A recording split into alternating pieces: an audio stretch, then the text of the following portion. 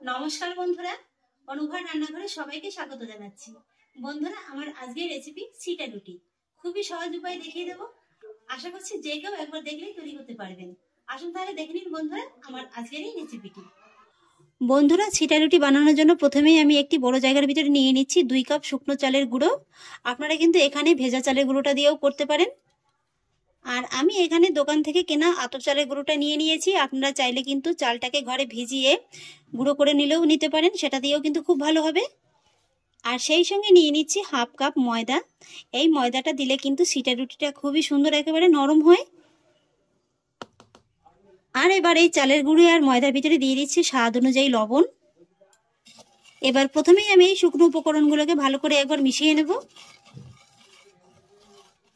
আর তারপরে আমি এই চালের গুঁড়োর ভিতরে অ্যাড করব প্রথমেই 1 কাপের মতো উষ্ণ গরম জল।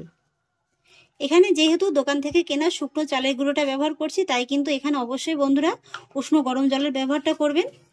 এবার এই জলটাকে আমি প্রথমে একবার ভালো করে মিশিয়ে নেব। আর একবারে কিন্তু পুরো জল দিয়ে মেশাতে যাবেন না, এইভাবে একটু অল্প অল্প করে জল দিতে হবে, তারপর ভালো করে মিশিয়ে নিতে হবে।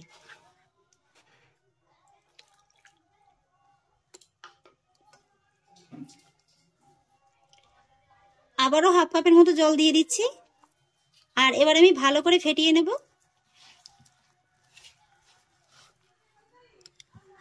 আরও 1 কাপের মতো জল দিয়ে আমি একটু মেখে নিয়েছি। আর এবার আমি এর ভিতরে অ্যাড করব একটি ডিমের সাদা অংশ। ডিমের সাদা অংশটাও ভালো করে একবার মিশিয়ে নেব। আর এখানে কিন্তু বন্ধুরা আপনারা এই ডিমের সাদা অংশটা নাও দিতে পারেন, তবে এটা দিলে কি হয়, রুটিটা যেমন খুব সুন্দর নরম হয়, আর সেই সঙ্গে কিন্তু রুটিটা বেশ অনেকক্ষণ যাবত নরম থাকে।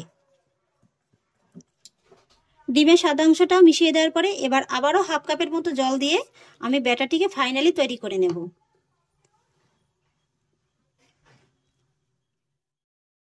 এইভাবে অল্প অল্প জল দিয়ে আমি ব্যাটারটিকে ফাইনালি তৈরি করে নিয়েছি। এই যে দেখুন বন্ধুরা, এবার আমি এর ঘনত্বটা আপনাদের দেখিয়ে দিচ্ছি। এই যে দেখুন বন্ধুরা, এর ঘনত্বটা ঠিক এরকমই কিন্তু হতে হবে, একেবারে খুব বেশি পাতলাও না, আবার একেবারে কিন্তু ঘনও না। আমরা সাধারণত চিতই পিঠা বানানোর জন্য যেরকম ব্যাটারটি তৈরি করে থাকি, তার থেকে সাধারণ একটু পাতলা করে তৈরি করে নিতে হবে। আর এই যে দেখুন, চামচের পিছনটা দেখে নেবেন, দেখবেন এরকম হালকা কিন্তু একটা কোডিং এর মতো পড়ে যাচ্ছে। আর এইভাবে একটা আঙ্গুল দিয়ে দাগ টানলে দেখবেন পাতলা একটা রাস্তার মতো পড়ে যাচ্ছে। এই যে দেখুন, দুই পাশের লেয়ারটা কিন্তু খুবই পাতলা। ঠিক এরকম করেই কিন্তু ব্যাটারটিকে তৈরি করে নিতে হবে। আর এবারে আমি ব্যাটারটিকে রেস্টে রেখে দেবো 15 মিনিটের মতো। যেহেতু শুকনো চালের গুঁড়ো দিয়ে তৈরি করা, তাই কিন্তু একটু 15 মিনিটের মতো রেস্টে রাখতেই হবে। ফিরে এলাম 15 মিনিট বাদে, ঢাকাটা তুলে নিচ্ছি। এই যে বন্ধুরা, ব্যাটারটি কিন্তু পারফেক্ট ভাবে একেবারে রেডি হয়ে গেছে। এবার আমি আরেকবার ভালো করে ফেটিয়ে নিচ্ছি। ব্যাটারটিকে আমি খুব ভালো করে ফেটিয়ে নিয়েছি। আর এবার বন্ধুরা, কড়াই কোনো রকম নোংরা করার ঝামেলা ছাড়াই খুবই সহজ উপায়ে তৈরি করে দেখাবো আজকের এই ছিটা রুটি রেসিপিটি। আর সেই জন্য দেখুন, আমি এখানে নিয়েছি ছোট একটি বোতল। আর বোতলের ভিতরে কিন্তু আমি অলরেডি ব্যাটারটি ঢেলে নিয়েছি। আর বোতলের যে ঢাকাটা আছে না, ঢাকাটায় আমি একটা মাত্র ছিদ্র করে নিয়েছি। আর ছিদ্রটাও কিন্তু খুবই ছোট করে নিতে হবে। এবার ঢাকাটা আমি বোতলের মুখে ভালো করে আটকে দেব। আর তারপর এক এক করে ছিটা রুটিগুলো তৈরি করে নেব। আর ছিটা রুটিগুলো তৈরি করার জন্য দেখুন, আমি গ্যাসে পরে এরকম একটি নন স্টিকের প্যান বসিয়ে দিয়েছি। চেষ্টা করবেন এই ধরনের একটু নন স্টিকের তাওয়া কিংবা প্যানটা ব্যবহার করার, তাহলে কিন্তু রুটিগুলো তৈরি করতে খুবই সুবিধা হবে। আর প্রথমেই প্যানটাকে কিন্তু খুব ভালোভাবে গরম করে নিতে হবে। আর তারপর গ্যাসের আঁচটাকে লো আর মিডিয়ামের মাঝামাঝি রেখে এই প্যানের গায়ে একটু হালকা করে সাদা তেল ব্রাশ করে নিতে হবে।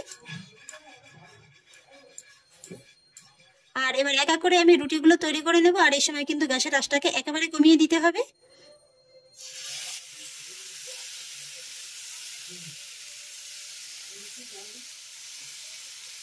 এইভাবে দেখুন, তৈরি করা কিন্তু খুবই সহজ। প্রথমে একবার ঘুরিয়ে নিয়ে তারপর এইভাবে একটু সার্কেলের মতো করে নিলেই হয়ে যাবে। মোটামুটি খেয়াল রাখবেন খুব বেশি যেন গ্যাপটা না থেকে যায়। তারপর কিছুটা ব্যাটার দিয়ে দেওয়ার পরে 2 থেকে 3 সেকেন্ডের মতো অপেক্ষা করতে হবে। 2 থেকে 3 সেকেন্ডের মাঝেই দেখবেন যে পিঠার উপরের ভাগটা খুব সুন্দরভাবে শুকিয়ে গেছে, আর নিচের ভাগটা কিন্তু খুব সুন্দর একেবারে ক্রিস্পি হয়ে গেছে। ঠিক এই পর্যায়ে এইভাবে একটু এগুলোকে উল্টে দিতে হবে। এই যে দেখুন প্যানের গাটা খুব সহজে একেবারে ছেড়ে দিয়েছে।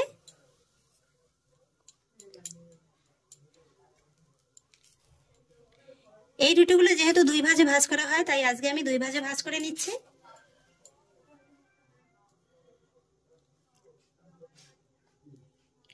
এই যে দেখুন বন্ধুরা, আমার প্রথম রুটিটাই কত সুন্দর হয়েছে। একটি প্লেটের পরে নিয়ে নেব। একই রকম ভাবে আমি আপনাদের আরো একটি তৈরি করে দেখিয়ে দিচ্ছি। আর সেই জন্য প্যানের গায়ে আরেকটু সাদা তেল ব্রাশ করে নেব, আর তারপর ব্যাটারটিকে দিয়ে দেব।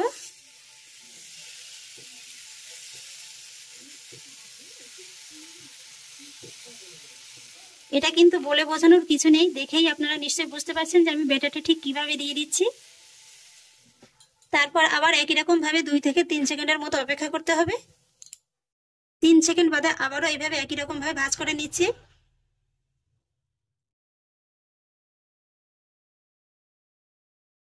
এই যে দেখুন বন্ধুরা, আমার এই পিঠাটাও কত সুন্দর হয়েছে।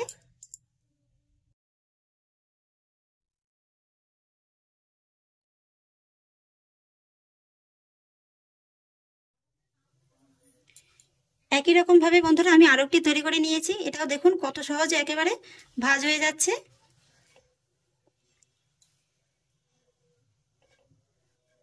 আর এইভাবেই আমি সবকটি ছিটা রুটি তৈরি করে তারপর আপনাদের দেখিয়ে দিচ্ছি। শীতের সকালে গরম গরম ছিটা রুটি মানেই মাংস। তাতে আপনারা যে কোনো ধরনের মাংস দিয়ে কিন্তু খেতে পারেন। আর এই ছিটা রুটিটা কিন্তু মাংস দিয়ে খেতেই বেশি ভালো লাগে। সকালের জলখাবারে যদি এরকম একটা রেসিপি হয় তাহলে কিন্তু আর কোনো কথাই হবে না। আর এই রুটিগুলো দেখুন আমি বন্ধুরা অনেকক্ষণ আগে কিন্তু ভেজে রেখেছি, তাও দেখুন এখনো কত সুন্দর একেবারে নরম। আশা করছি নিশ্চয়ই দেখে বুঝতে পারছেন যে রুটিগুলো কতটা সফট হয়েছে। এই যে দেখুন,